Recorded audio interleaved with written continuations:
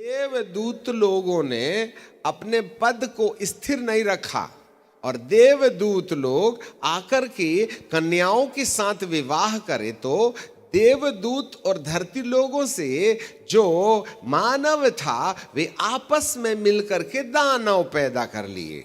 दुष्ट आत्माओं की ताकत से स्त्रियां गर्भवती हुई और उनसे जो बालक पैदा हुए वे दानव हुआ करते थे और पूर्ण धरती के अंदर दानवीय प्रवृत्ति पाई जाती थी।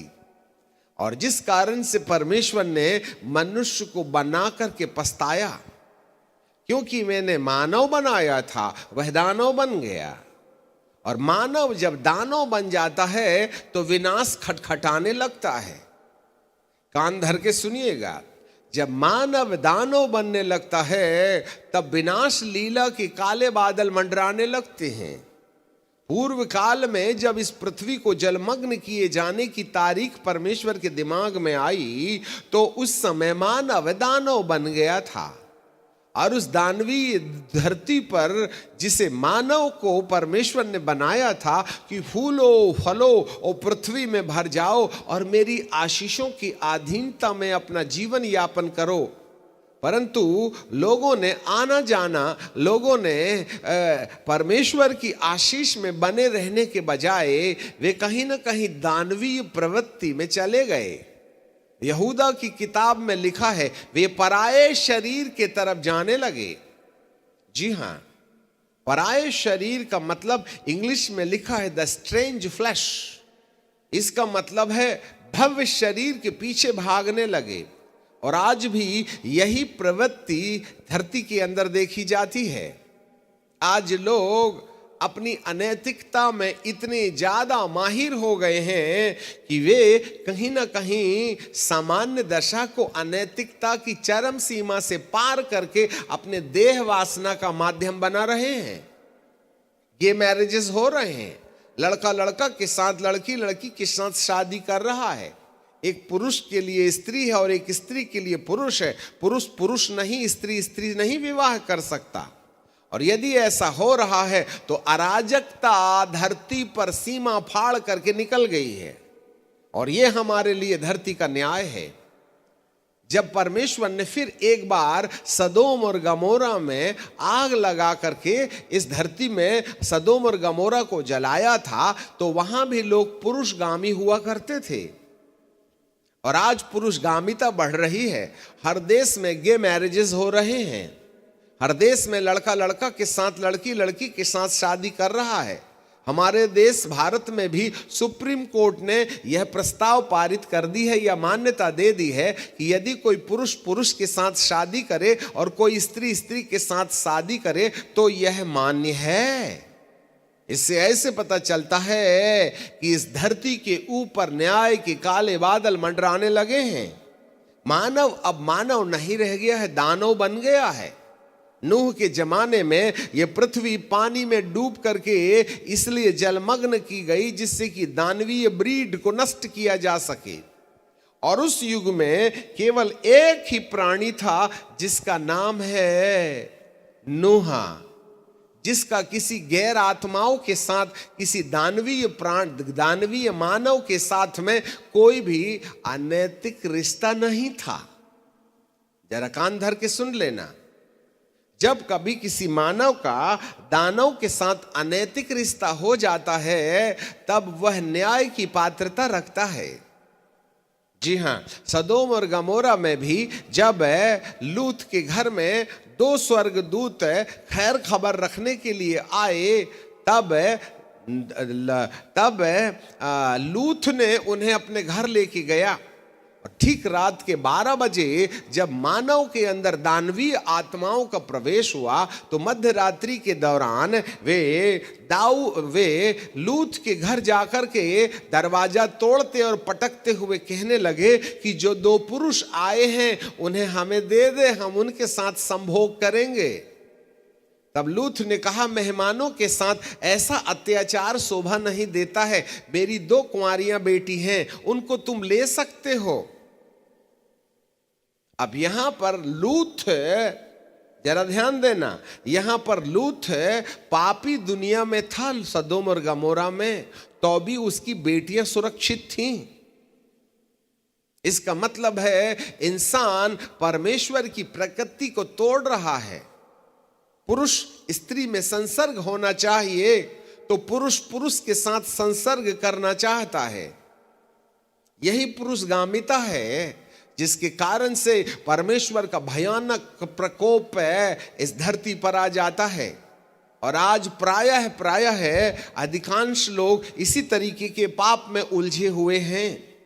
बाइबल कहती है उस युग का जगत जल में डूब करके नाश हो गया, पर वर्तमान काल के आकाश और पृथ्वी उसी वचन के द्वारा इसलिए रखे गए हैं कि आग से जलाए जाएं, और वह ये पृथ्वी भक्तिहीन मनुष्यों और न्याय के और न्यास होने के दिन तक ऐसी ही रखी रहेगी। पिन पॉइंट, भक्तिहीन मनुष्यों के लिए यह पृथ्वी जलाने के लिए रखी गई है। This world is going to be destroy by the fire. इसलिए चाहे यूक्रेन और रशिया की लड़ाई हो या इजराइल और अरबियों की लड़ाई हो, ये सब अपनी अपनी ताकतों को बढ़ाने के लिए परमाणु बम का शोध कर रहे हैं। और आज धरती में ऐसा कोई देश नहीं है जहां परमाणु बम का प्रयोग नहीं हुआ है, छोटे मोटे छोड़ के। हर देश अपनी रक्षा के लिए अपनी शक्ति गुप्त रीति से बढ़ा रहा है, जमीन के अंदर खोखले में। आज हमारी धरती पर इतना बारूद है कि हम ऐसी 300 पृथ्वी को नष्ट कर सकते हैं, और एक पृथ्वी को नष्ट करने के लिए केवल 7 मिनट लगेगा, ऐसा वैज्ञानिकों का कहना है।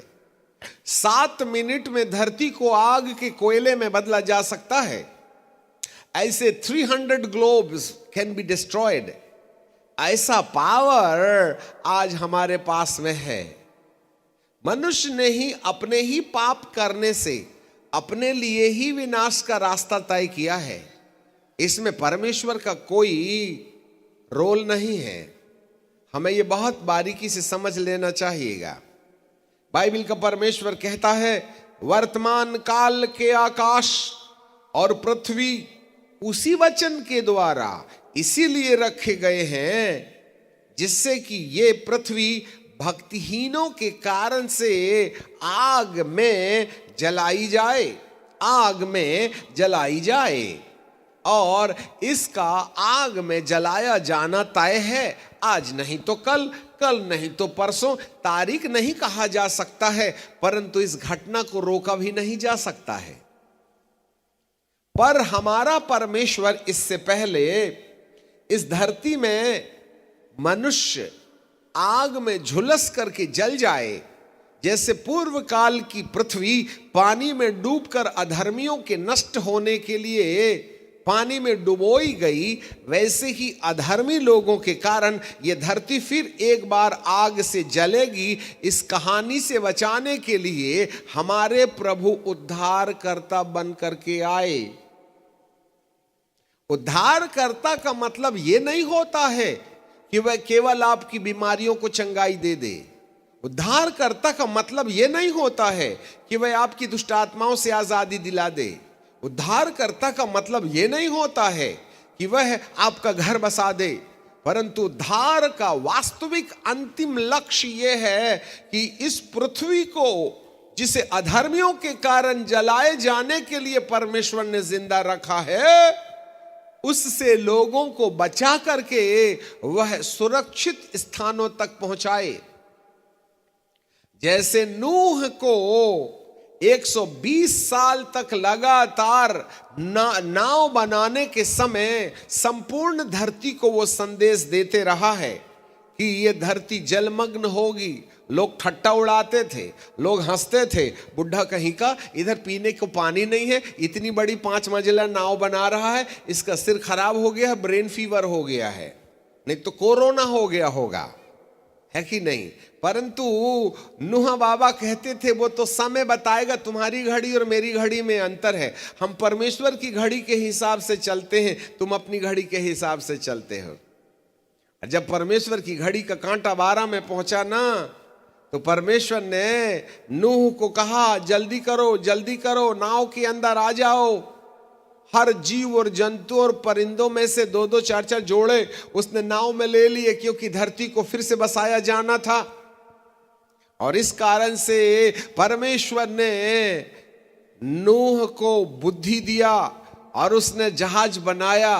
और जब समय परमेश्वर का आ गया, तब परमेश्वर पिता ने नूह को बोला और ऐसे सारे जीव जंतुओं को बोला कि चलो उस नाव में तुम्हारे लिए सुरक्षा की जगह है।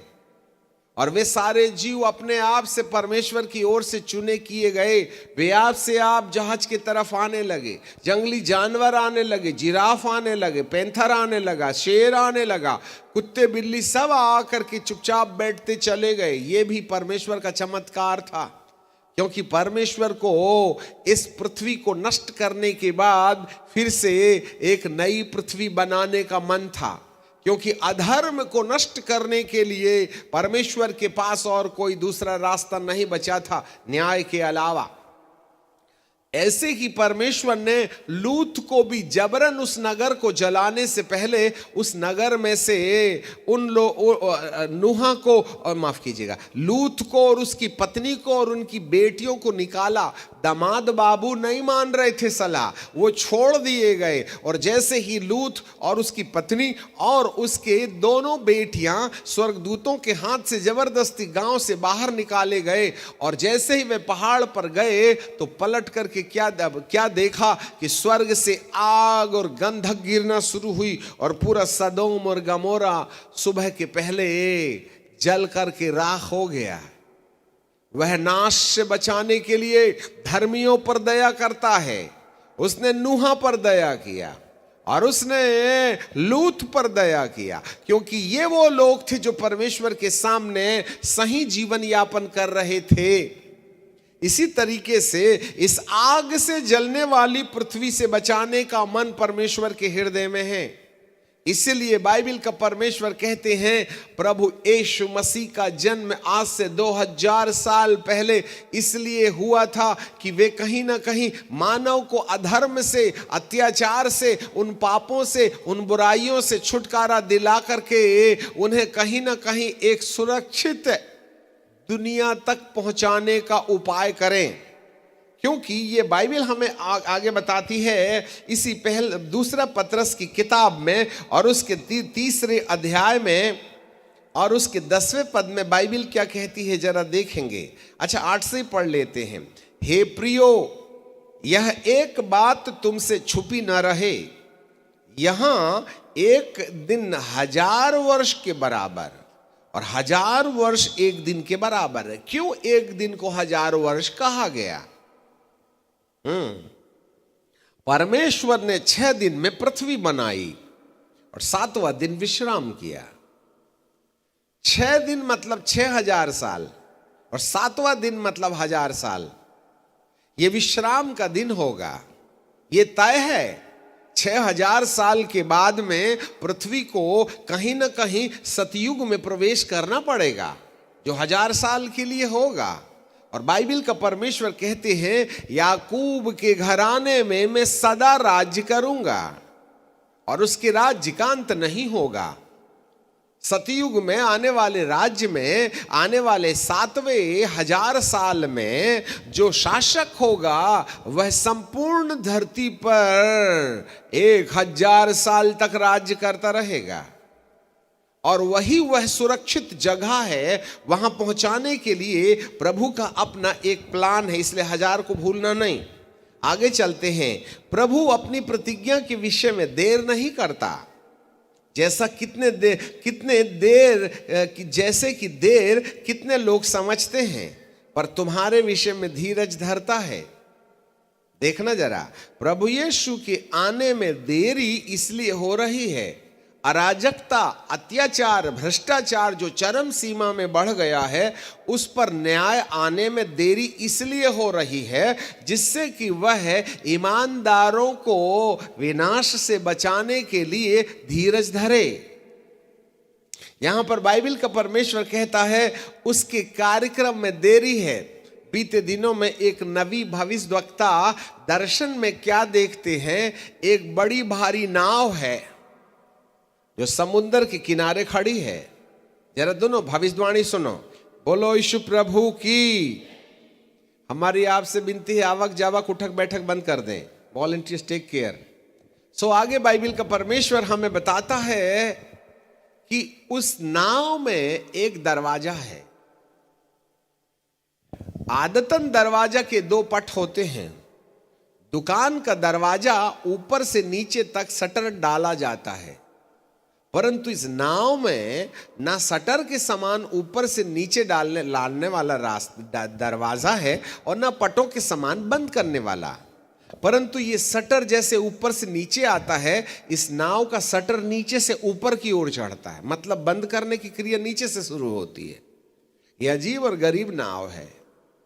और प्रभु यीशु मसीह उस दरवाजे के राइट हैंड साइड में खड़े हैं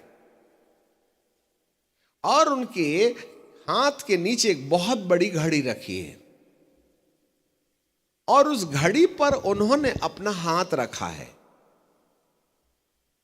और 12 बजने के लिए कुछ मिनट बचे हैं और एक हाथ में उनके कंडील है, लालटेन, और वह किनारे है और सामने बहुत बड़ी भीड़ है। कुछ लोग मस्ती कर रहे हैं, कुछ लोग खा रहे हैं, कुछ लोग आनंद मना रहे हैं, कुछ लोग ऐश और आराम कर रहे हैं, कुछ लोग खेल कूद रहे हैं। प्रभु कंडील दिखा करके घड़ी के ऊपर हाथ रख करके खड़े और कह रहे हैं, आओ जल्दी आओ। उनमें से कुछ लोग अंदर आ जाते हैं, बाकी अधिकांशतः लोग मौज मस्ती में लगे हुए हैं। घड़ी के ऊपर हाथ रखे, हाथ में लालटेन रखे, किसी ने ध्यान नहीं दिया, उस बात को गंवार दिया गया। तब जैसे ही घड़ी का कांटा ठीक 12 में पहुंचा, प्रभु ने अपनी कंडील हाथ में नीचे कर ली और अपना हाथ घड़ी में से हटा लिया और धीरे धीरे शटर नीचे से बंद होना शुरू होती है और प्रभु नाव के अगले हिस्से पर चले जाते हैं जैसे चलाने वाला हो। अब ज्यादातर नाविक पीछे रहते हैं, परंतु ये नाविक आगे है और अपने हाथ में कंडील लिए हुए जैसे ही वह नाव के अगले हिस्से में जाते हैं, वैसे ही नाव उस समुद्र की गहराई में चलने लगती है और समुद्र के ठीक बीच में पहुंच जाती है। तब वहां से जब उसने देखा कि किसी अंधेरी जगह से बहुत से पुकारने वालों की आवाज आ रही है, बचाओ बचाओ बचाओ, तब प्रभु ने अंधेरे में से बचाओ की आवाज सुना तो ये नाव धीरे धीरे रुकी और थम सी गई, पर इसके बाद की कोई कहानी समझ में नहीं आई है। जी हां, इसके पीछे संदेश है। अधूरे दर्शन को प्रभु ने यहां रोक दिया है। यह कौन सा समय होगा जब प्रभु का थोड़ा और दया दिखाई देगा, उसको हम बाद में देखेंगे। पर आगे हम चलते हैं, यहां फिर से वापस में आ जाएं। प्रभु अपनी प्रतिज्ञा के विषय में देरी नहीं करता, जैसा कितने लोग देर समझते हैं, परंतु तुम्हारे विषय में वह धीरज धरता है और नहीं चाहता है कि कोई नाश हो जाए। इसलिए परमेश्वर के हृदय में धीरज है। आगे जरा देखिएगा, इसको नकार मत दीजिएगा। नूहा की बातों को लोगों ने अस्वीकार कर दिया, लोग मौज मस्ती में लगे रहे। अचानक सोते फूट गए, अचानक पानी गिरने लगा, फिर संभलने का वक्त नहीं मिला। आगे लिखा है, परंतु प्रभु का दिन चोर की नाई आएगा। उस दिन आकाश बड़ी हड़बड़ाहट के साथ, हड़बड़ाहट के शब्द के साथ जाता रहेगा। तत्व बहुत तप्त होकर के पिघल जाएंगे और पृथ्वी और उसके काम जल जाएंगे। पृथ्वी और उसके काम जल जाएंगे। तो जब कि ये वस्तुएं इसी रीति से पिघलने वाली हैं, तो तुम्हें पवित्र चाल और भक्ति में कैसे मनुष्य होना चाहिए। पवित्र चाल बस, और कोई एजेंडा नहीं है यहां। पवित्र चाल और भक्ति में कैसे मनुष्य होना चाहिए, इसका मतलब है आकाश के पिघलने का हिसाब तय है। वो कब पिघलेगा ये तो नहीं कहा जा सकता, परंतु तय है। और लिखा है, परमेश्वर उस दिन की वाट कैसे जोहना चाहिए, उसके जल्दी आने पर कैसे यत्न करना चाहिए, जिसके कारण से आकाश आग से पिघल जाएगा और आकाश के तारागण बहुत तप्त होकर के गल जाएंगे। और उसकी प्रतिज्ञा के अनुसार हम नए आकाश और नई पृथ्वी की आस देखते हैं, जिसमें धार्मिकता वास करेगी। वाओ, ये पृथ्वी अधर्मियों के लिए जलाने बाबत रखी गई है। यदि अधर्म नहीं होता तो जलने का हिसाब भी समाप्त हो जाता, परंतु जब अधर्म बढ़ ही गया है तो जलाया जाना तय है। ऐसे शास्त्र में लिखा है। कलयुग, अधर्म, इंसान नहीं रह गया। आज भी दुरात्माओं से गर्भवती होकर के वैम्पायर्स अर्थात दानवीय मानव इस धरती पर रहते हैं, जो ह्यूमन ब्रीड नहीं है, जो मनुष्य की संतान नहीं है। वे लंबे चौड़े ऊंचे, जिनकी प्रकृति में सिर्फ अधर्म के अलावा और कोई उपजता ही नहीं है। ऐसी मानव सृष्टि को, जिसे मानव के सामान्य रास्ते से जन्म नहीं दिया गया है। जी हां, यही है अशुद्धता का कारण। पर बाइबल का परमेश्वर कहता है, मैं एक नए आकाश और एक नई पृथ्वी की उम्मीद तुम्हारे अंदर जगाता हूं। और वो नया आकाश और नई पृथ्वी इसी बाइबल शास्त्र के प्रकाशित वाक्य के 21वें अध्याय में बाइबल कहती है, फिर मैंने नए आकाश और नई पृथ्वी को देखा। पहला आकाश और पहली पृथ्वी जाती रही और समुद्र भी न रहा। वाह, जरा थम के सुनिएगा, ये बुद्धिजीवियों को भी ध्यान से सुनना होगा। और फिर मैंने पवित्र नगर नए यरूशलेम को स्वर्ग पर से उतरते हुए देखा, जो दुल्हन के समान तैयार किए हुए अपने पति के लिए श्रृंगार किया होगा।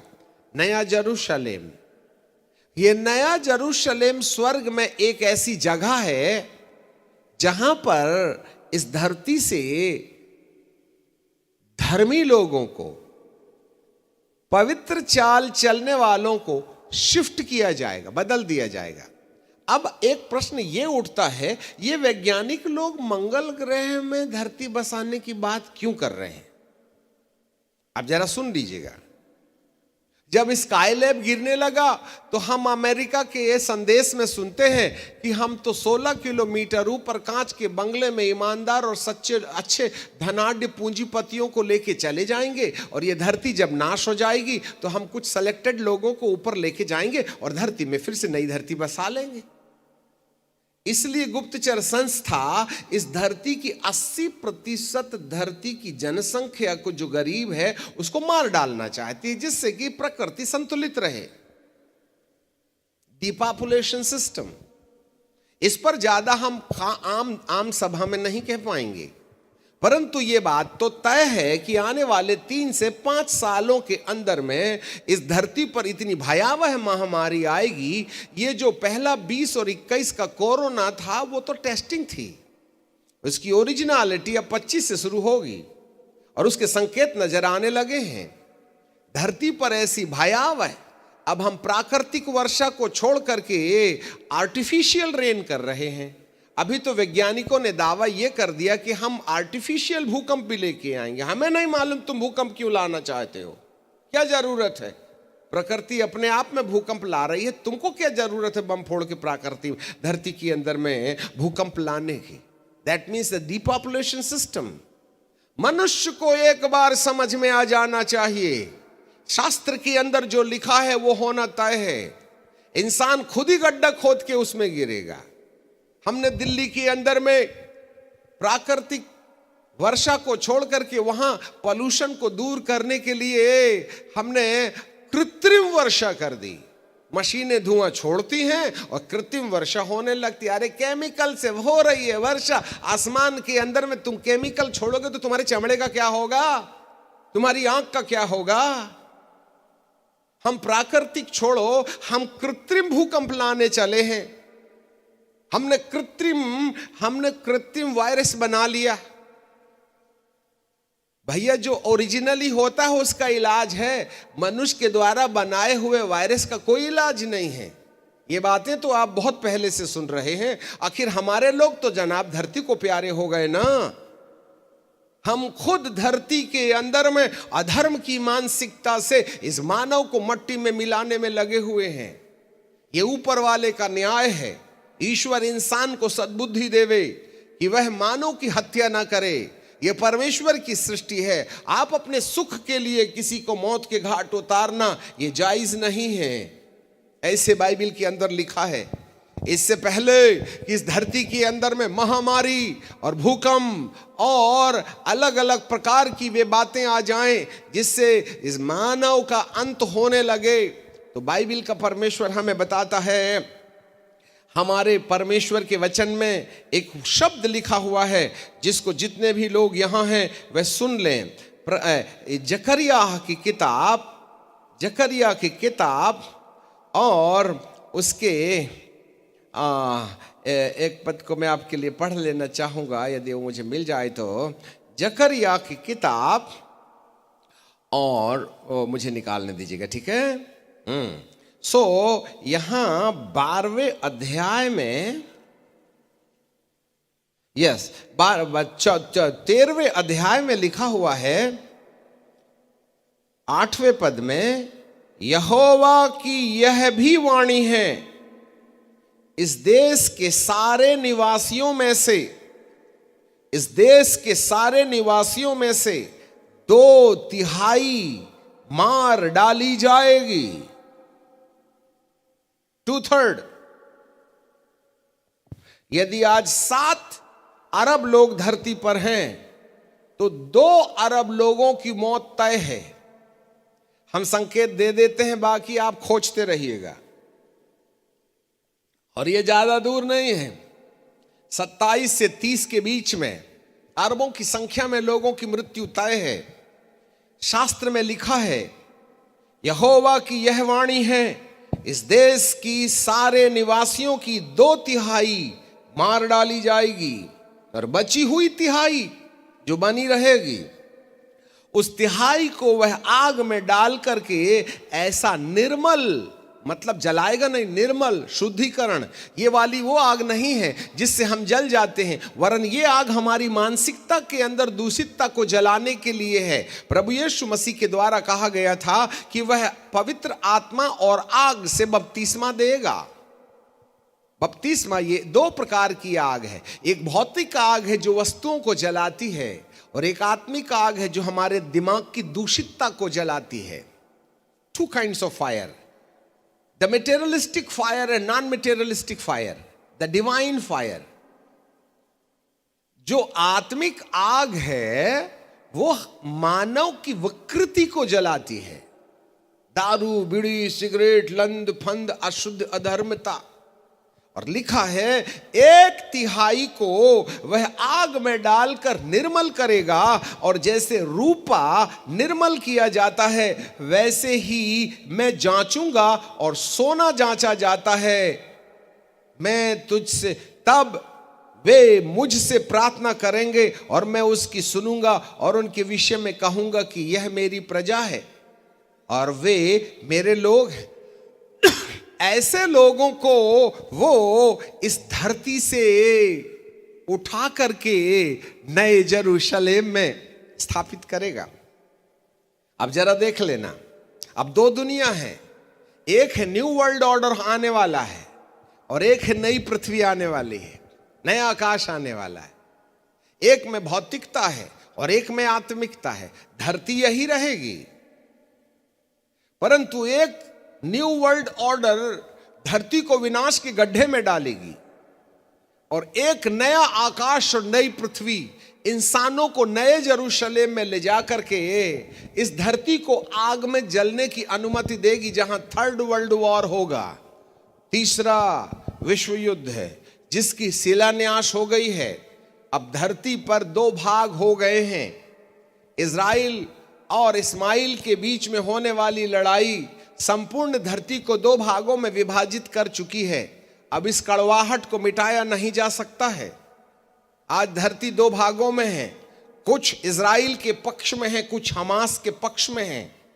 और इस शिलान्यास के आधार पर विश्व युद्ध तो नहीं होगा, परंतु ये कुछ समय के बाद ये जो युद्ध चल रहा है उसको विराम मिलेगा। परंतु हम कड़वाहट का बीज बो करके धरती को 2 भागों में विभाजित कर देंगे, तब एक और घटना घटेगी। जरा कान धर के सुन लीजिएगा। और वो घटना होगी कि जिस यीशु को मुर्दों में से जिंदा होकर के उनके शिष्यों ने आकाश में जाते हुए देखा था, वही प्रभु यीशु मुर्दों में से जी उठने के बाद जो आसमान में चले गए, उन्हीं को फिर से धरती पर आता हुआ देखेंगे। क्योंकि इस प्रकार प्रेरितों की किताब उसके पहले अध्याय में लिखा है, जब यीशु मुर्दों में से जिंदा हो गए तो एक बड़े गलील के पहाड़ में ऐसे हजारों की संख्या में प्रभु शांति मिले, और उन्होंने एक ही संदेश दिया था, अपने पिता की प्रतिज्ञा के पूरे होने की वाट जोहते रहना। अर्थात जब तक पवित्र आत्मा की शक्ति और पवित्र आत्मा की शक्ति तुम्हारे माथे के हर पाप को जला करके ईश्वरीय स्वभाव में परिणत ना कर दे, तब तक ठहरे रहना। ये लास्ट वर्ड थे हमारे प्रभु यीशु मसीह के। तब 2 स्वर्गदूत आए और कहने लगे, जिस यीशु को तुम बादलों पर छुप के स्वर्ग जाते देख रहे हो, वही यीशु फिर आएगा। वो नाम नहीं है, काम है, कारक है, इट्स अ डिलीवरर। हाँ, और जब वो आएगा तब बाइबल कहती है, जब वह स्वर्ग से आएगा उस समय ललकार का शब्द होगा। वह मृत्यु को ललकारेगा, मरे हुए शरीर में फिर से शरीर जन्म लेगा, और उन आत्माओं को जो मर करके सुखलोक में चली गई हैं और प्राण को लाके उनके शरीर को पहनाएगा, और इसी शक्ल में और इसी अकल में, इसी शरीर के आकार में कभी नहीं मरने वाला शरीर प्रदान किया जाएगा। और जिस शरीर को रहते हमने 60-70 साल जिंदा होकर के जीवन यापन किया है, वही दिमाग और वही आत्मा जो मृत्यु के कारण पलायन कर गई थी, वह फिर इसी शरीर में निवास करेगी, आएगी, पहनेगी। और ऐसे लोगों को जो महिमा की देह पहन लेंगे, उनको वह नए यरूशलेम में प्रवेश कराएंगे। हाँ, यहां से संत लोगों के गायब होने की कहानी होगी। आने वाले दिनों में सुनोगे आप, करोड़ों करोड़ इंसान धरती से गायब हो गए। उड़न तस्तरी की कहानी सुनाई दे रही है। हम ये कहेंगे कि ये उड़न तस्तरियों ने आकर धरती से इतने इतने लोगों को गायब कर दिया। भाई साहब, ये बनी बनाई व्यू रचना है गुप्तचर संस्था की, हमें नहीं समझ में आता है। यह वास्तविकता है, यह ड्रामा है, सब सांकेतिक है। इससे ऐसे पता चलता है प्रभु यीशु के आने के समय बहुत से धर्मी लोगों को इस धरती से जीवित करके और जीवित लोगों को महिमा की देह में रूपांतरित करके नए यरूशलेम में स्थापित किया जाएगा। इस सत्य को झुठला देने के लिए उड़न तस्तरियों की कहानी शुरू कर दी गई है। जैसे नूह के द्वारा जहाज बनाया गया, लूत को बचाने के लिए स्वर्गदूत हाथ पकड़ के नगर से बाहर ले गए, तब आग गिरी। ऐसे यीशु के दूसरे आगमन के समय जब धरती से धार्मिकता को स्थापित किए गए लोग नए यरूशलेम में पहुंचा दिए जाएंगे, तब इस धरती के ऊपर महाप्रलय का कार्य शुरू होगा। जी हां, तब तृतीय विश्व युद्ध होगा। इसका मतलब है तृतीय विश्व युद्ध के शिलान्यास और तृतीय विश्व युद्ध की शुरुआत के पहले एक विशेष घटना धरती पर घटेगी, मनुष्यों का पलायन किया जाना। इसलिए वैज्ञानिक मंगल ग्रह में ऑक्सीजन ले जाने की बात कर रहे हैं। चाइना ने एक गुब्बारा प्रैक्टिस में लाया, जिससे कि वह कुछ लोगों को गुब्बारे में ले जाकर के कुछ हफ्ते महीने रखे। जब धरती जल जाएगी तब फिर ठंडी हो जाएगी, तब हम वहां से लाएं। स्काईलैब जब गिर रहा था, अमेरिका कांच का बंगला बना करके ऊपर ले जाने की बात कर रहा था। याद रखिएगा। क्यों? हम हवाई जहाज में यात्रा करते हैं तो रात को देखते हैं एक छोटा सा शहर इतना बड़ा दिखता है, फिर दूसरा दिखता है। हवाई जहाज से देखो, धरती में इतनी जगह है, इतनी जगह है, इतनी जगह है, इतनी जगह है रहने के लिए, जिसके बारे में कहा नहीं जा सकता। अभी धरती रहने के लिए उपलब्ध है, तुम मंगल ग्रह में आदमी को शिफ्ट करने की बात कर रहे हो। तुम्हारा दिमाग हमको आया नहीं समझ में, तुम सोच क्या रहे हो? ओबद्या की किताब के 1:4 में लिखा है, यदि तू आकाश के सितारों में अपना बंगला बनाएगा तो मैं वहां से गिरा दूंगा। क्योंकि सब वैज्ञानिक लोगों को मालूम है ये धरती जलेगी और ये खुद ही जलाएंगे बम फोड़ फोड़ के। उनको मालूम है हम ही जलाएंगे, परंतु इससे पहले इस धरती को हम जला दें, हम खुद ही ना यहां से पलायन कर जाएंगे। अभी बीच में एक न्यूज धरती पर न्यूज आई थी, हर देश में पूंजीपतियों के लिए पहाड़ खोद खोद करके सैकड़ों मीटर गहराई में 5 सितारा होटल की सुविधा देकर के अंडरग्राउंड में दुनिया बसाई जा रही है। जैसे हमास ने बसा के रखा, तो क्या इजराइल ने नहीं बसाया?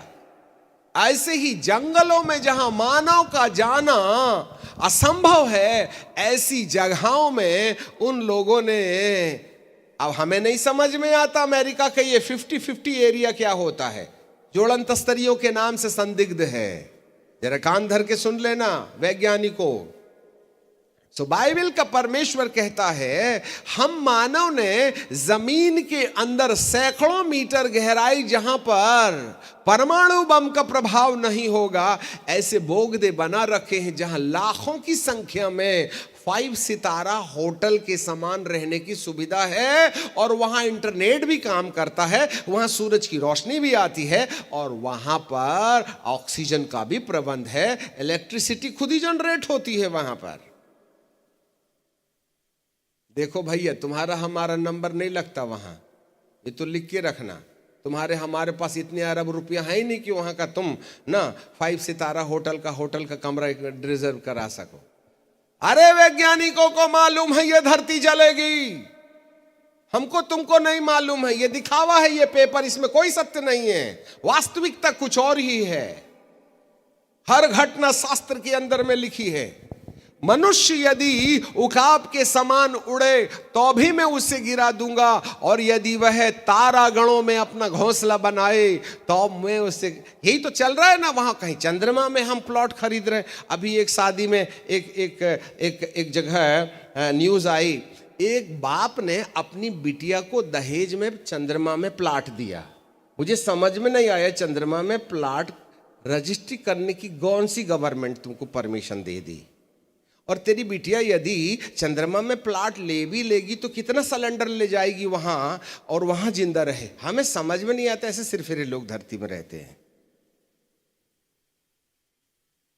जरा ध्यान से सुन लेना, यदि दोनों पति पत्नी हनीमून मनाने गए भी चंद्रमा, तो लौटोगे क्या? अब ये गए थे कि नहीं गए थे मैं क्या बताऊं? तीन कहीं यहीं तो पिक्चर नहीं बनाने, हम चंद्रमा से आ गए। ज्यादा खोलने हमारा और तुम्हारा दोनों का दिमाग खराब हो जाएगा। याद रखिएगा, हम मंगल ग्रह में पानी बनाने की बात कर रहे हैं। उनको मालूम है कुछ पूंजीपतियों को यहां से शिफ्ट कर दिया जाएगा जब ये धरती जलेगी, तब जब ठंडी हो जाएगी तब हम धरती पर आएंगे। ऐसा वाला ये बुद्धि है। परंतु मेरा प्रभु वो भी कहता है ये तो पृथ्वी जलेगी जलेगी, परंतु मैं पूंजीपतियों को नहीं, धर्मी लोगों को, मंगल ग्रह में नहीं, चंद्रमा में नहीं, नए जेरूशलेम में शिफ्ट करूंगा। ओह माय गॉड, वहां तो ऑक्सीजन है ही नहीं भैया। तो प्रभु कहेंगे मैं तुम्हारी देह को ऐसा बदल दूंगा कि उसको ऑक्सीजन की जरूरत ही नहीं लगेगी।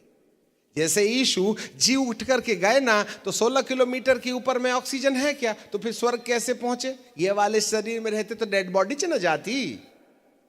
But he rosed again from the death in the, वो महिमा की देह में बदल गया है। और बाइबल कहती है वह हमको और तुमको भी महिमा की देह में बदल देगा। और जो महिमा की देह में बदल दिए जाएंगे उनको वह नए जेरूशलेम नामक के स्वर्ग में, एक स्वर्ग के निचले हिस्से पर एक जगह है जहां ग्लोरियस बॉडी में ले जा करके वो रख देगा। आपको मालूम है ये सौभाग्य केवल उन लोगों को मिलेगा जो लोग धार्मिकता की खोज में लगे रहेंगे। उड़न तस्तरियां नहीं ले जाएंगी, मेरा यीशु लेके जाने वाला है। और वह तुमको मंगल ग्रह नहीं ले जाएगा, नए जेरूशलेम ले जाएगा। तब जब हम यहां से नूह के समान जैसे सारे लोग नाव में आ गए, वैसे ही जब इस धरती से महिमा की देह प्राप्त किए हुए लोग वो एक सुरक्षित स्थान में पहुंचा देंगे, तब 7 साल का महाक्लेश काल शुरू होगा। तब ओरिजिनल न्यू वर्ल्ड ऑर्डर शुरू होगा, जिसका उद्घाटन G20 से शुरू हो गया है। इससे ज्यादा नहीं कह सकते हम। बोलो यीशु प्रभु की। ओह माय गॉड, इस किताब को चश्मे से पढ़ने में मजा नहीं आएगा, इसके लिए तीसरे नेत्र चाहिए। तब 7 साल का महाक्लेश काल होगा, जो प्रकाशित वाक्य के 6वें अध्याय से शुरू होता है, जिसमें एक श्वेत घोड़ा है, श्वेत वस्त्र पहना एक व्यक्ति है जिसके हाथ में धनुष है। उसका शासन 3.5 साल तक चलेगा, और उस समय सब इंसान को मोहर लगाई जाएगी, RFDI, radio frequency identification device. और वो वाली डिवाइस में ना नियॉन बैटरी है, और नियॉन बैटरी को चार्ज करने के लिए शरीर में केमिकल नहीं है, इसलिए हम दवाई के द्वारा केमिकल एडवांस में डाले दे रहे हैं। हमारा मुंह खोल देना, बंद करने में ज्यादा अच्छा होगा। आने वाले दिनों में हर व्यक्ति को हाथ में चावल के दाने के समान RFDI चिप लगाने से पहले उसके बैटरी को चार्ज करने के लिए उनके शरीर में ऐसे केमिकल्स की जरूरत है जो सेल में खर्चा होते हैं। आपने बैटरी देखी पुराने जमाने की? उसमें एनोड और कैथोड होता है, सेल रे, उसके बीच में कार्बन के साथ कुछ केमिकल डाल देते हैं जो चार्जिंग करने का काम करता है। वही चाहिए हमारे शरीर में, और वो हमको पैदाइशी मिलता ही नहीं है। इसलिए हर शरीर के अंदर ये वाला केमिकल होना जरूरी है, तभी ना तुम्हारी नियॉन बैटरी चार्ज होगी। और इसका इंतजाम पुख्ता हो रहा है। इसके बारे में हम मुंह नहीं खोलना चाहते हैं, आगे चलते हैं। आपको जानकारी मिले तब इस धरती के अंदर 3.5 साल के अंदर हर एक व्यक्ति के शरीर में वो दवाई डाल दी जाएगी जिससे चिप प्लांट करने के टाइम पर उसको जिंदा रखा जा सके, जिससे दिमाग को कंट्रोल किया जाएगा, हमारा डीएनए बदल दिया जाएगा, हमारे सोच बदल दिए जाएंगे, हमारे कामकाज बदल दिए जाएंगे। हम चलते फिरते हाड़ मांस के पुतले होंगे जिसका नियंत्रण किसी और के द्वारा होगा, सैटेलाइट के रास्ते। And that is going to be happen in the future time. इसलिए बच जाओ, इस प्राणकर्ता उद्धारकर्ता की सच्चाई को सुनो।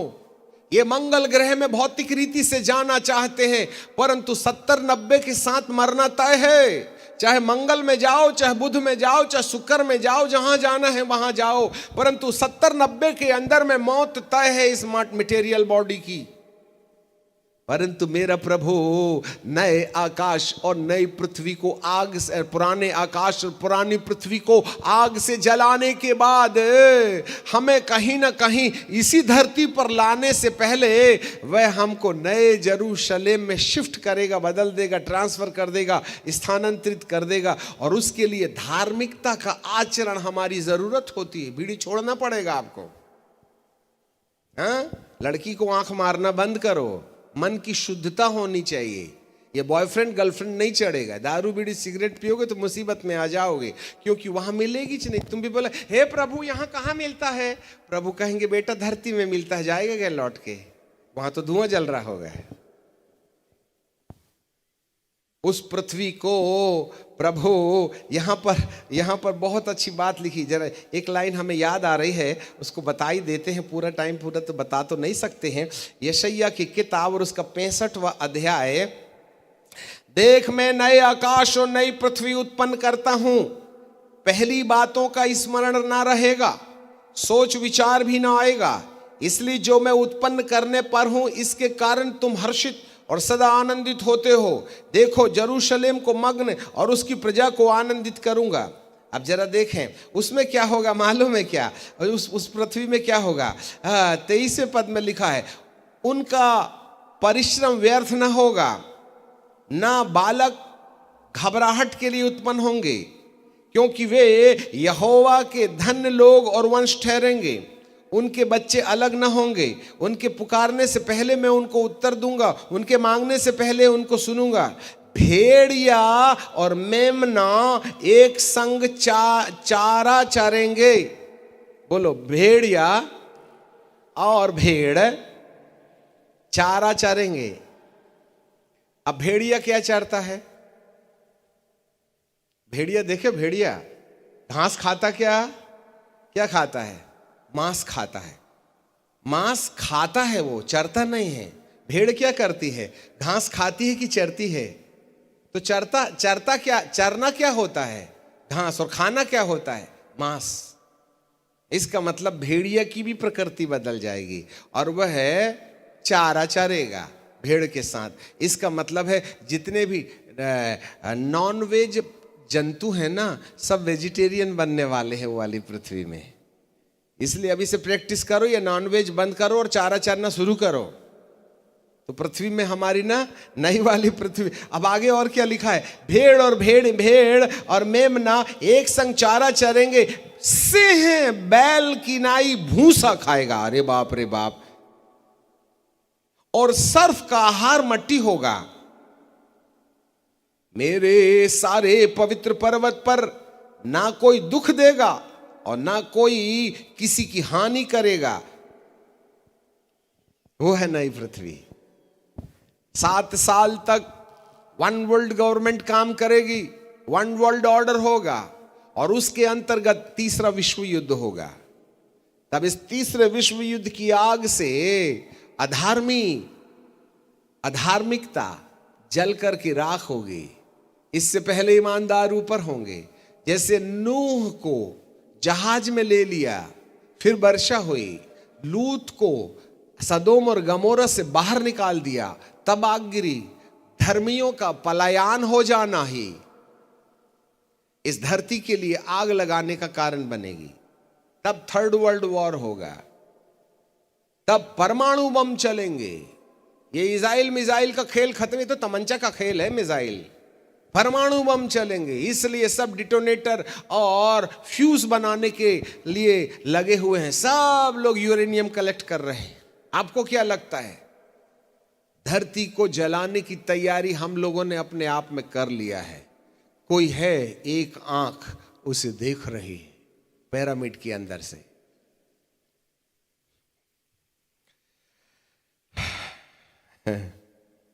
बोलो यीशु प्रभु की। यदि वास्तव में यीशु के द्वारा याकूब के घराने में सदा राज्य की कहानी समझना है, तो तुम्हें इस पृथ्वी के साथ साथ एक नई सतयुग की पृथ्वी पर भी कल्पना करना पड़ेगा। और सतयुग में अपराधियों का कोई काम नहीं। और जब अराजकता सीमा पार कर जाएगी, तब इस धरती के अंदर विनाश तय है, और वो भी आग से। ये धरती, ये सृष्टि आग से जलाने के लिए रखी है। इसलिए जितने ज्यादा मानव लोग इस धरती से शिफ्ट कर दिए जाएं, जिससे कि इसके साफ में हमारा नंबर न लगे, सफाई के साथ हम महफूज रहें, सुरक्षित रहें, इसी उद्देश्य के लिए प्रभु यीशु का जन्म हुआ है। क्योंकि उसके राज्य का अंत नहीं होगा। हम एक बार बोल के खत्म करेंगे। नबुकदनेस्सर राजा दर्शन देखा, सोने की मूर्ति है जिसका सिर सोने का है, छाती चांदी की है, पेट और जांग पीतल के हैं, टांगे लोहे की हैं, और पंजे आधा मिट्टी और आधे लोहे के हैं। नबुकदनेस्सर राजा ये दूसरा वर्ल्ड एम्पायर था, विश्वव्यापी शासक था।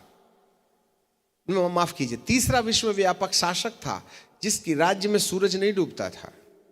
इससे पहले दो और वर्ल्ड एम्पायर आके चले गए, जिन्होंने विश्व युद्ध लिया। उसके बाद में चांदी की छाती मादी और फारसी का राज्य था। अभी सब बीसी बताने के लिए टाइम नहीं है। इन्होंने सारे विश्व में राज्य किया। इसके बाद में पेट और जांग पीतल का, ये था यूनान का साम्राज्य, जिसको ग्रीस कहते हैं। उनके राज्य में सूरज नहीं डूबता था। फिर टांगे लोहे की रोमन साम्राज्य था, जिसको विश्वव्यापी शासक हुआ करते थे। अब आधा मट्टी और आधा लोहा, ये तीसरा, ये पांचवा सातवां शासक होगा, जिसको वन वर्ल्ड ऑर्डर कहते हैं। संपूर्ण धरती सिमट कर एक व्यक्ति के हाथ में चली जाएगी। ये 7 विश्वव्यापी शासक होंगे, शासन होंगे। पर बाइबल कहती है जकरिया की किताब में, दानियल की किताब में, कि उस बोली देते हैं ना, नहीं तो आपको लगेगा हम फेंक रहे हैं। दानियल की किताब, खत्म हो गया हमारा टाइम, फिर भी क्या बताएं, इंपॉर्टेंट तो है।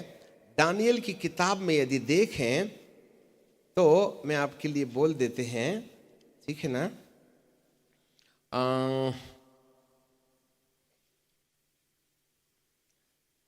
दानियल की किताब और उसका 3रा अध्याय देख लेते, एक मिनट। हाँ, यस, तब 3रा अध्याय 13वें पद में लिखा है कि नबुकदनेस्सर राजा ने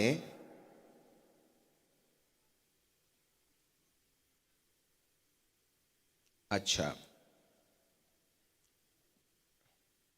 माफ कीजिएगा, हाँ, चौथा दानियल, ठीक है। वहां पर ऐसे लिखा है कि ये जो मूर्ति है ना, नबुकदनेस्सर राजा, फिर मादी फारसी, फिर यूनान, फिर रोम, एंड फिर वन वर्ल्ड गवर्नमेंट। इसके बाद उस मूर्ति के पैर के नीचे से, हाँ दूसरा अध्याय जरा देखिएगा,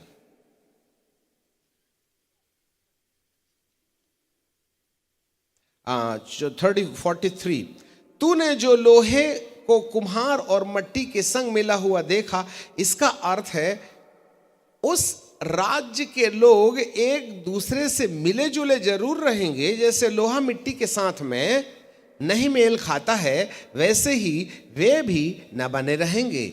उन राजाओं के दिनों में स्वर्ग का परमेश्वर एक ऐसा राज्य उदय करेगा जो अनंत काल तक न टूटेगा और न वह किसी दूसरे के हाथ में सौंपा जाएगा, वरन उसकी राज्य को चकनाचूर करेगा और उसका अंत कर डालेगा और सदा स्थिर रहने वाला, जैसे तूने देखा है एक पत्थर किसी के हाथ से बिना खोदे पहाड़ में से उखड़ा और उसने लोहे, पीतल, मिट्टी, चांदी, सोने को चूर चूर किया। इस रीति से महान परमेश्वर ने राज्य को जताया कि इसके बाद क्या क्या होने वाला है। वाह! और ये होगा 8वां राज्य। Oh my God! और इस 8वें राज्य का शासन चलेगा कितने दिन तक? 1000 साल तक। ठीक है, जहां ना इलेक्शन होगा वरन सलेक्शन होगा। ठीक है, माय गुडनेस, ये है याकूब के घराने में। हाँ, प्रकाशित वाक्य 20 और उसका 4 का निचला, वे मूरत की पूजा की, उन्होंने ना मूरत की पूजा की ना उसकी छाप माथे में ली थी। वे, हमारे पीछे बोलिए, वे जीवित होकर मसीह के साथ 1000 वर्ष तक राज्य करते रहे। कितने वर्ष तक? हाँ, ये 8वां राज होगा। वन वर्ल्ड गवर्नमेंट के बाद में ये लास्ट राज होगा, धरती में ही होगा। ये जली हुई पृथ्वी को फिर से रिसेटल करेगा, अराजकता खत्म होगी, जिसे सतयुग कहते हैं। यहां पर वो नए यरूशलेम में महिमा देहधारी लोगों को फिर से धरती पर लाया जाएगा और इस धरती पर एक नई सृष्टि बसाई जाएगी। ये उद्धारकर्ता उसी सृष्टि की मेंबरशिप देने के लिए धरती पर पैदा हुआ है। हाँ, ये शासक जिसका राज्य अभी नहीं है, अभी वह दिलों में राज्य कर रहा है, अभी जीवन परिवर्तन के लिए राज्य कर रहा है। एक दिन वह घोड़े पर बैठ करके आसमान से आएगा और इस धरती पर 1000 साल तक राज्य करेगा। तुमको या तो मरने वाली पृथ्वी में, जलने वाली पृथ्वी में प्लॉट खरीदना है तो यहां खरीदो, और नए यरूशलेम में प्लॉटिंग करवाना है तो जल्दी से करवा लो बीड़ी छोड़ के। समझ में आ गई बात? गंदा काम छोड़ो, सही जिंदगी जी लोगे, अपनी गलतियों को मान करके दोबारा गलती नहीं करने का निश्चय करोगे तो तुम्हारा नए यरूशलेम में प्लॉटिंग का डिमार्केशन हो जाएगा। और फिर जब सच्चाई से आप दूसरों को मदद करोगे, भूखों को भोजन दोगे, कपड़े दोगे, दूसरों की सेवा दोगे, तो यहाँ से मटेरियल पर मटेरियल पहुँचाओगे और वहाँ प्रभु आपके लिए बंगला बनाना शुरू करेगा। इसलिए गरीबों पर दया करो, अपनी रोटी दूसरों को बांटो, अपने कपड़े बांटो, दूसरों के दुखों को अपना दुख समझ लो, उनके ऊपर अत्याचार मत करो, उनकी मदद करो, तो हम नए यरूशलेम की महान बिल्डिंग बनाने में अपना मटेरियल सप्लाई करेंगे। तब यीशु आने के समय हमको महिमा की देह दे करके ऊपर ले जा करके नए यरूशलेम में कहेगा, देखो तुमने इतने धर्म के काम किए थे ना, इसलिए वाला तुम्हारा बंगला है, इसमें बैठ जाओ, 7 साल तक वहीं रहना और धरती पर होने वाले तृतीय विश्व युद्ध को देखना। और जब तृतीय विश्व युद्ध से धरती जल करके राख हो जाएगी, तब बचे हुए लोग जो ईमानदारी से रहेंगे उनकी भी गर्दन काटी जाएगी और वे जिंदे हो जाएंगे और जीवित होकर किसी नए यरूशलेम में निवास स्थान में आएंगे। फिर नया यरूशलेम इस धरती पर स्थापित होगा, फिर धरती फिर से बसाई जाएगी और यहाँ 1000 साल तक हम राज्य करेंगे। ये है यीशु का नया शासन। बोलो यीशु प्रभु की।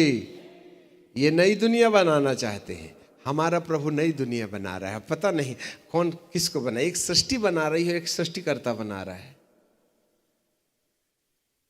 एक सृष्टि बना रही है नई दुनिया, और एक सृष्टिकर्ता बना रहा है नई दुनिया। बोलो, आदमी की बनाई नई दुनिया में रहना है कि ईश्वर की बनाई नई दुनिया में रहना है? हाँ, तो सुधरना तो पड़ेगा। और प्रभु धर्म बदलने आया ही नहीं, वो तो सुधरने के लिए आया है ना। एक गाल में थप्पड़ खाए तो दूसरा भी फेर देना। इसलिए तो कितने बेचारे याजक लोगों को जेल में डाल दिए, वो आकर के कहते ही नहीं क्षमा कर दे, ये नहीं जानते कि क्या करते। चोर बाहर घूम रहे हैं, पादरी जेल में, कीमत तो देना पड़ेगा। दारू पी करके रोड में घूमो, कोई नहीं बोलता तुमको, सुधर जाओगे तो सब पत्थर मारने लगेंगे। समस्या यही है, कीमत तो देना पड़ेगा। इस संसार का शासक तुमको आसानी से एक अच्छा जीवन नहीं ना जीने देगा। सो अब हम यहां रुक जाते हैं। यीशु के ख्रिस्त जयंती के पावन पर्व में एक ऐसी नई पृथ्वी और नई आकाश की रचना, जिसके पहले प्रभु यहां से धर्म अर्थात सत्यवादियों को अलग करके एक नए उड़न खटोले में स्थापित करके इस धरती को अधर्मियों के लिए जलने के लिए दे देगा। वहां से बचाने के लिए हे प्रभु आप इस धरती के अंदर अनंत काल का राज्य स्थापित करने आए। चंगाई तो बहुत आसान काम है, ये पुराना जमाना हो गया, रेडियो का जमाना है, ये टेप रिकॉर्ड का जमाना है। अब तो नई पृथ्वी की आशा है। पिता परमेश्वर आपके मन की आंखों को खोले।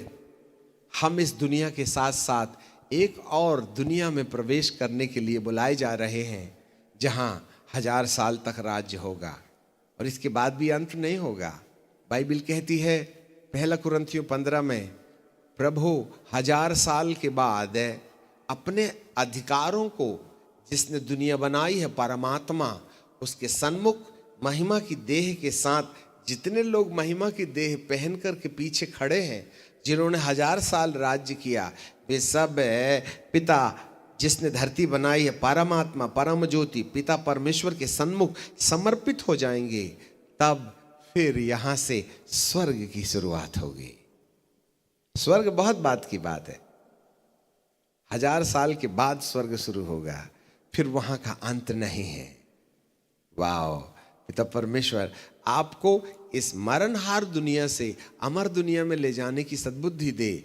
इस पाप युक्त दुनिया से धर्मयुक्त दुनिया की ओर ले जाने का मन देवे, जिससे कि हम प्रभु के द्वारा अनंत काल तक उसके राज्य में राज्य का आनंद उठा सकें। यही है प्रभु का उद्देश्य। प्रभु कोई क्रिसमस का पावन पर्व मनाने के लिए पैदा नहीं हुए, ना ही वह तुम्हें है ना विश्वास बदलाव के लिए, वरन वह तुम्हें इस नष्ट होने वाली पृथ्वी से कहीं और अलग करके फिर इसी पृथ्वी में नए आकाश और नई पृथ्वी को लाके वह एक ऐसे शासन की बात करते हैं जो 8वां राज्य होगा। नबूकदनेस्सर, यूनान, ग्रीस नहीं, यूनान, मादी फारसी, यूनान, Rome and one world and then फिर द एवरलास्टिंग किंगडम। पिता परमेश्वर आपके लिए मन की आंखें खोले। जितने लोग वचन सुन रहे हैं, पिता आपके मन के नेत्रों को खोले। प्रार्थना करेंगे। हे सनातन काल के विराट परमेश्वर, हम आपको धन्यवाद देते हैं। जो कुछ हो रहा है मानव के द्वारा, यह सब इस किताब के अंदर में लिखा हुआ है, जिसको समझने और पढ़ने के लिए ईश्वरी बुद्धि चाहिए। यीशु का जन्म त्योहार मनाने के लिए नहीं है, वरन नष्ट होने वाली दुनिया से अमर रहने वाली दुनिया की सदस्यता देने के लिए मुक्तिदाता बनकर के आए हैं। और उसका आधार है नैतिकता, धार्मिकता, पवित्रता, पारदर्शिता। जहां मानव ईश्वर के समान आचरण करने लगता है, यही हमारा आधार है, यही हमारी आईडी है, यही हमारी RFDI है, जो पवित्र आत्मा के द्वारा हमारे माथे में लगाई जाती है।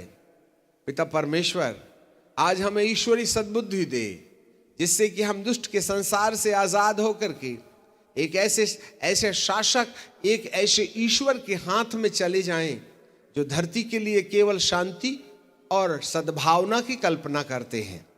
प्यारे पिता, हमारे मन के नेत्र खोलते हुए ज्ञान और प्रकाश दीजिएगा। ऐसी आप कृपा और दया कीजिएगा। आपको महिमा, आदर और सम्मान देते हैं। प्रभु, आज क्रिसमस के पावन पर्व में संपूर्ण मानव जाति के लिए शांति की कल्पना करते हैं। आज इजराइल और हमास के बीच में जो युद्ध हो रहा है, कितने बेघर बार हो रहे हैं, कितने बच्चे मर रहे हैं। प्रभु, दोनों शासकों को सद्बुद्धि दो। हे पिता, यूक्रेन और रशिया के बीच में होने वाली लड़ाई में अपनी शांति स्थापित कीजिएगा। प्यारे पिताजी, जिससे कि मानव अकारण मर न जाएं। पिताजी, कितने बेगुनहगार मासूम बच्चे मौत के घाट उतार दिए गए, कितने बेघरबार हो गए। स्वाभिमान और घमंड सिर चढ़ के बात करता है। दो शासकों की स्वाभिमानिता निर्दोष को मौत के घाट उतार रही है। इस धरती पर शांति स्थापित करने के लिए आपके देवदूत भेजे जाएं। प्रभु, इस धरती के बारे में हमने देखा, यह कहीं ना कहीं आग से झुलसेगी।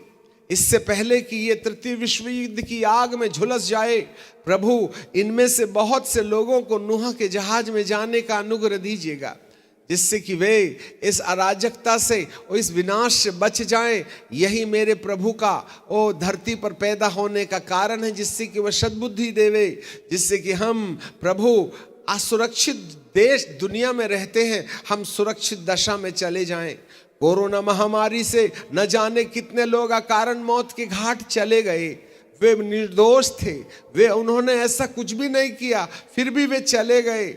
आगे दिनों में 2024 में जो महामारी का फिर संकेत दिखाई देता है, जिसका दानवीय तांडव 2025 में भी दिखाई देगा, और 2027 तक न जाने कितने अरब मौत के घाट में जाएंगे। इससे पहले कि ये हम विनाश लीला इस धरती पर देखें, प्रभु, मानव की रक्षा के लिए आपका हाथ बढ़ाइए। ईश्वर बचाना चाहता है, मानव मौत के घाट उतारना चाहता है। हम प्रभु अप्राकृतिक तरीके से धरती को मौत की सजा दे रहे, परंतु सृष्टिकर्ता हमें इस मौत से बचाना चाहता है। आप हमें सद्बुद्धि दें, जिससे कि हम ईश्वर के हाथ में रहें, परमेश्वर के साथ में रहें, और प्रभु हमारी रक्षा आपके दूत करते रहें। ऐसी आप दया और कृपा कर लीजिएगा। हमारे भारत देश की मासूम जनता पर तरस खाइएगा, जिससे कि वे विनाश से बच जाएं। आने वाली महामारी की अटकलें जो दिखाई देती हैं, आएंगी या लाई जाएंगी हम नहीं कह सकते हैं, परंतु ये तय है प्यारे पिताजी।